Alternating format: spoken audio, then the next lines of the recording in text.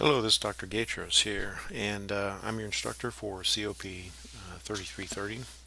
What I want to do with this particular video is briefly go over the syllabus quiz. Now, this is the first week of class, we're very close to it, so I want you to remember to actually go into quizzes, and we'll see, we'll go into quizzes here, and you'll see the syllabus quiz.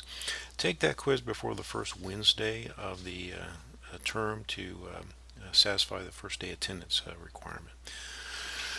And most everybody at this point has. I'm happy to see it. Now let's go into syllabus. Again, very quick review of the syllabus. We offer this class in both a traditional face-to-face and a distance learning mode. It's the same class, excuse me, for each one. So, excuse me. The distance learning folks have a little rougher in that it's required you to kind of keep up with the materials yourself, but I'm going to produce a lot of online material and exercises for you to kind of help the loss of the contact hours for the classrooms. Okay, we have a schedule for the class. In this particular course, the face-to-face version is actually 2 to 3:15, not 2 to 4:30. That's been changed in the Canvas and on the schedule. My office is located in the Holly Building, 211P. I'm in my office most every day, Monday through Friday mornings. So it's best to kind of get me first thing in the morning, like say 9 o'clock to 11, and usually in the afternoon I'm there about 1 o'clock. But I try to stay in my office and I try to read my email all day long. Our mentor for this is Ricardo Romero, and he's online and answering questions right now. The prerequisites for this course is a COP 3014 or a similar class in object-oriented programming. Excuse me. If you've not had one, or if it's been a while since you've had an object-oriented programming, we've included some course materials in there to kind of help get you up to speed very quickly. So the things that we expect you to know in this class: expressions, branching, if statements, looping, functions, declaring prototypes, passing parameters, returning values, pass by reference, pass by value.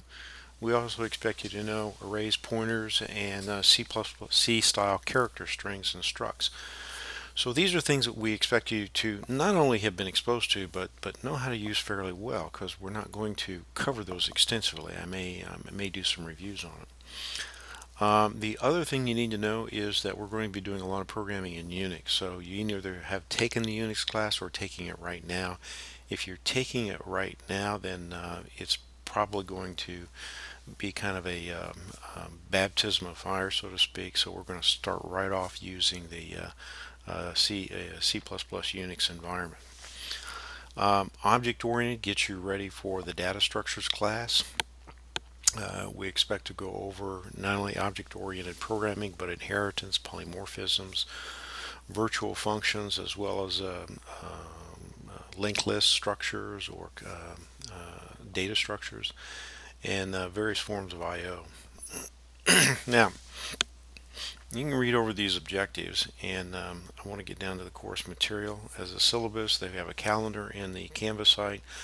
The textbook is Absolute C++, 6th edition by Walter Savage. There's an online version of that.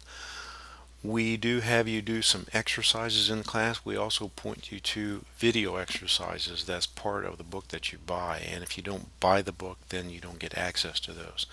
The lecture notes are in PowerPoint slides, and what I found out from the previous term is that the lecture notes, the video lecture notes, were based upon not only a previous edition textbook, but a different textbook entirely. So what I'm going to do throughout the term is to go through and update those and post those for the distance learning students. The campus students will have me give those lectures in class, and the campus students will also be doing a lot of programming exercises.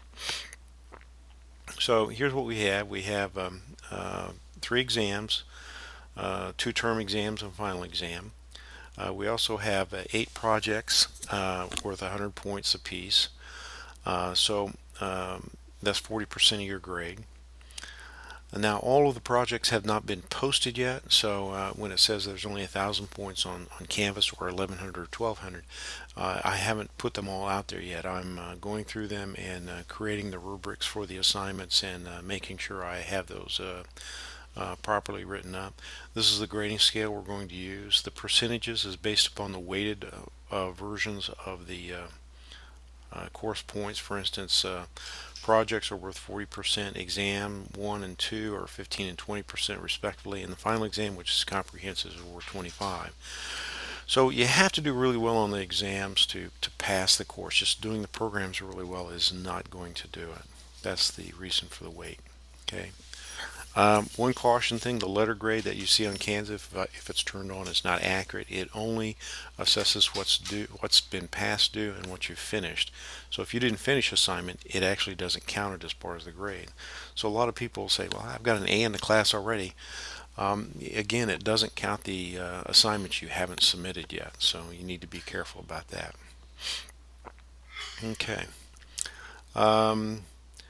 We have an ABET requirement, and for the projects 1 through 8, there's an ABET component in each one, and what you have to do is you have to pass those. So in ABET, what they say is you have to pass the ABET assessment in order to pass the class. So you must get a passing grade on all the assignments. What I can do here is that I can, for the ABET version of it, I don't have to include late points. So I want you to turn in all your assignments even if they're late.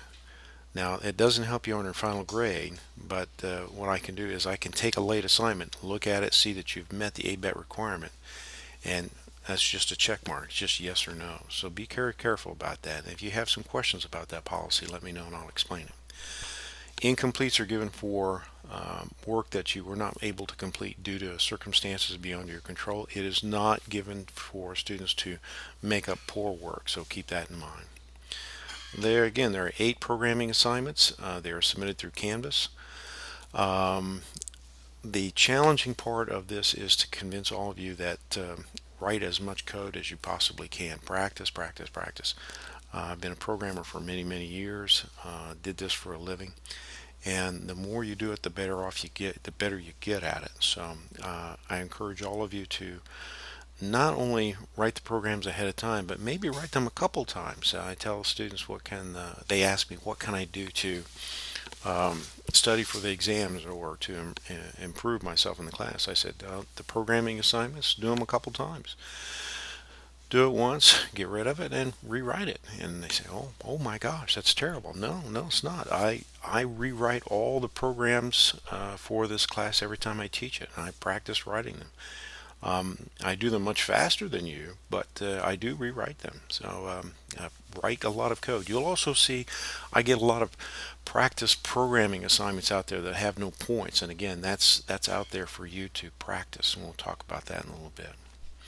Late assignments, 10 points or 10% for every 24 hours, and that's based upon the clock, and we use the Canvas timestamp for that. So if it's a minute past midnight, it's 10% off, so be very conscious about that. You submit the assignments through the Canvas website. First day attendance policy is through the syllabus quiz, and we expect on-campus students to attend class every Tuesdays and Thursdays, and we expect distance learning students to look at the Canvas sites regularly and participate in the discussion boards. The exams are scheduled already, so if you're a distance learning student and you need a proctor to take the exams, they're written exams, then you need to go out and schedule them yourselves. Okay. And then the rest of this is just basically academic honor policy, Americans with Disabilities, emergency management, the things that are required. You'll also see here too that we have a schedule. This schedule, I'm going to continuously add things to it. You'll see that assignments 6, 7, and 8 have not been put on there yet. And again, I'm going through and rewriting those and putting those rubrics out there. And you can also expect the distance learning students I want you to expect that I'm going to be posting lectures out there for each one of the modules.